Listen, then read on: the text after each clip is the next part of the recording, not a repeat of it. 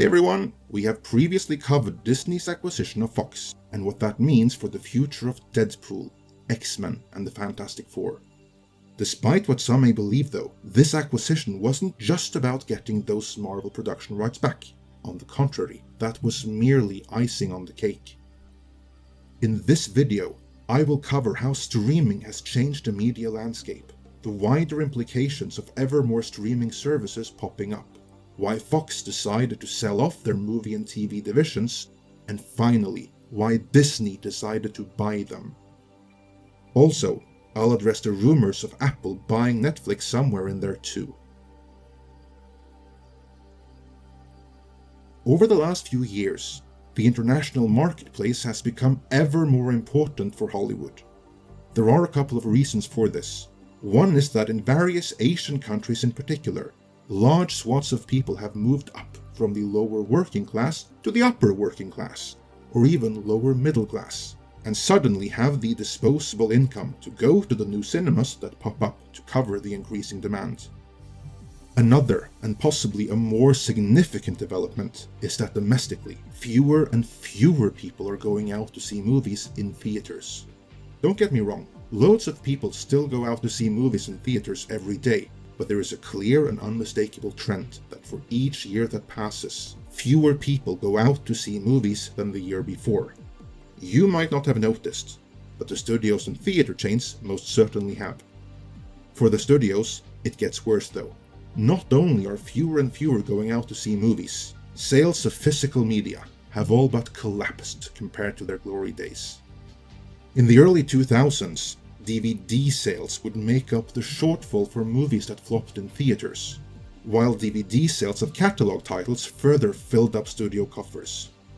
Today, both DVD and Blu-ray are rapidly becoming niche formats. There are a number of reasons for this, such as collectors simply running out of shelf space for one, but the most fundamental reason is changing viewing patterns.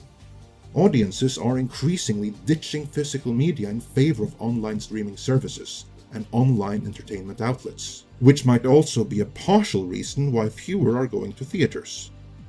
This gradual move to online viewing is creating a paradigm shift in the entire movie industry, because the studios have to adapt to it. They don't want to. If they could go back to 2004 and stay there, they would, because they earn so much more money on DVD sales than they do on digital downloads. But the option of denying what is happening in the market around them is not on the table, not if they want to survive. If they want to not just survive, but continue to thrive in 5 years, 10 years, 20 years down the line, they have to act and adapt now. The clear trend is that not only physical media, but to a lesser extent also traditional linear TV viewing, as well as the theatrical experience, is losing ground to digital streaming. The king of the hill in this changing media landscape isn't Disney, and it isn't any other of the major studios. It's Netflix. Netflix more or less came out of nowhere, adapted to a trend they recognized before anyone, and in so doing, they further enhanced that very trend. Using first catalog titles belonging to others, and then increasingly their own original content, Netflix emerged as the incumbent in a streaming market everyone else now find themselves scrambling to get into. About that, Citibank analysts recently sent a note to their clients saying they think there is a 40% chance that Apple will buy Netflix in 2018, presumably because Apple also will want in on that streaming action. Please do note though that this is not a rumor coming from inside of either Netflix or Apple. In fact, there is nothing at all to indicate there is any truth to this. What this boils down to, fancy titles like Citi analysts decide, is salesmen and gamblers in the financial industry speculating on what Apple might do with offshore money they have one shot at bringing back to the US at a reduced tax rate. There is of course the off chance that they know something no one else does, or that they even may give Apple ideas, but speaking as someone with a background in banking and finance, I find it far more likely that they have made some investments which will benefit from rumors of Apple buying Netflix. Whenever you hear some kind of financial analyst on their own accord and initiative suggesting this or that corporate action or boom or bust may happen, know that more often than not, they have a vested interest in spreading that word. And if and when this Netflix acquisition doesn't happen, well then these same analysts can remind everyone that they said it was a 60% chance it wouldn't happen. But just the fact that this so-called prediction is getting the kind of traction it has been getting does illustrate how big a deal Netflix and streaming services have become. This shift to streaming is the reason why you see so many studios and TV channels trying to get their own streaming services off the ground, which isn't necessarily a good thing.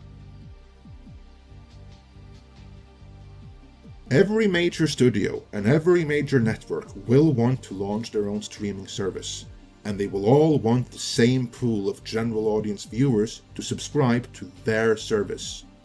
Problem is, the audience likes the simplicity of a couple of streaming services. They may be fine with Hulu and Netflix, or Netflix and HBO, or whatever combination will get them the most of what they want right now. But the audience never asked for dozens of new services, and they may need them as more and more service providers take their content off Netflix to launch their own service instead. This means that for the audience to continue to get the content they want, they will have to subscribe to multiple services, all priced between say $5 and $15 each. Getting everything you want may quickly turn out to be a prohibitively expensive ordeal, meaning chances are the audience will only choose a few of the offerings, namely the ones that will give them the most bang for the buck, and possibly pirate whatever else they want.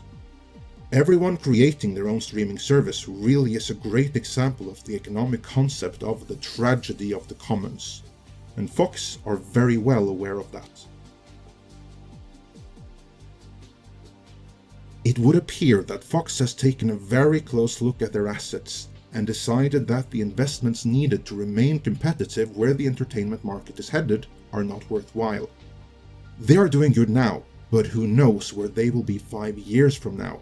Fortunes can change quickly when the surrounding marketplace changes. There are many examples of this in the world of business outside of Hollywood. We fans of genre entertainment might see Fox as a film studio first and foremost, but their core business is news and sports. That is where they have, and with the least amount of resources, can maintain a competitive advantage. And so they made the strategic decision to leave the entertainment industry while the going is still good, and restructure themselves to fortify and enhance their position within the news and sports market. But what about Disney? Disney is all about selling magic moments. Their core business is theme parks, in addition to their movie and TV divisions. They are fundamentally about entertainment, and that is an industry they cannot leave. Thanks to earlier acquisitions, they already own Marvel and Star Wars. Combine that with their existing catalog, and they are in a far better position to take a dominant position in the streaming market than Fox ever was. But to position themselves and their planned streaming service, which is scheduled to kick off in 2019, they need an even more extensive catalog than they already have.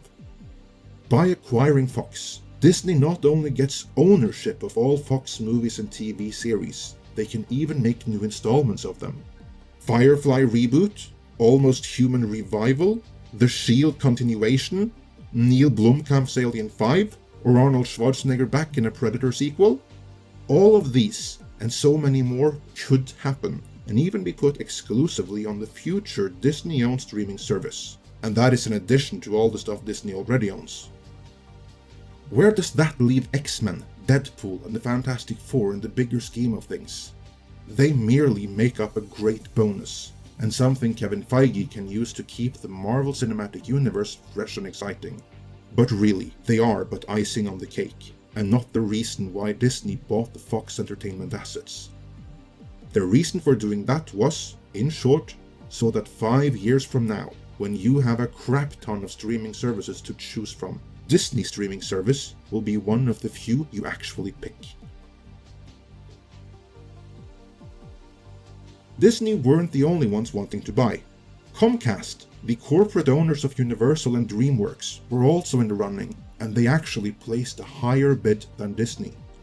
But the Murdochs, the ultimate owners of Fox, still went with Disney. Why would they sell to the lower bidder? Because this was an all-stock deal, very little money actually changed hands. The sale would make the Murdochs majority shareholders in whatever company they sold to, so it would be in their best interest to sell to whoever they thought would provide the most value long term. By all accounts, the Murdochs went with Disney because they believe Disney's infrastructure and corporate culture will facilitate them managing the Fox assets better than Comcast could, thus providing the better long-term value. Time will tell if they were right. Let me know your thoughts on this in the comments. Also, if you have questions about this, write them in the comments too. They will be answered along with the questions asked in the comments of the previous video in a future roundtable devoted to this subject. If you like this video, then please hit that subscribe button. Due to recent changes made by YouTube, we also encourage all of our subscribers, both new and old, to please hit that bell icon next to the subscribe button as well, so you will be notified when new videos are uploaded. Be sure to check back for news and analysis of the happenings and corporate politics behind the scenes of your favorite genre movies, as well as explorations of your favorite characters and their backgrounds and context here at Midnight's Edge.